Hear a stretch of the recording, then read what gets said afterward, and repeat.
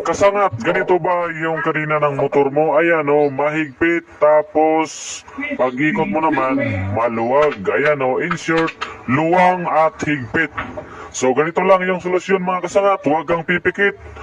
Una, so first step, ganito lang yung una mong gagawin. So luwagan yung apat na nut. Ayan o, kita mo yung apat na nut? Yes, yan. Luwagan mo lang ng very slight lang, huwag masyadong maluwag. Para pag pukpok natin, so hindi siya sumobra at hindi siya babalik. Okay, step 2, hanapin yung pinakamahigpit. Ayan o. Tapos i-press mo sabay pukpok ng kaunti. Ayan o.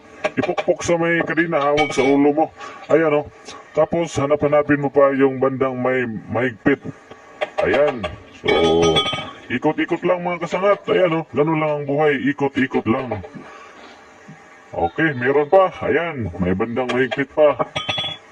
Okay, meron pa. Ayan. So, ganito kadalasan, no, yung issue ng mga bagong sprocket ngayon. Mas malaki kasi yung butas niya kaysa doon sa apat na bolt. Kaya ganito lang yung diskarte para ma-center align mo itong pinaka-sprocket niya. Ayan, no. At kung pantay na, edi step 3, ganito lang yung gagawin mo. Higpitan mo lang ulit yung apat na bolt at the moment of truth na sa step 4, iikot mo lang. Ayan o, kita mo naman diba? Ayan o, pantay na, nawala na yung bandang mahigpit mga kasangat. Ayan o, okay na mga kasangat. At salamat po sa inyong panonood at please naman, follow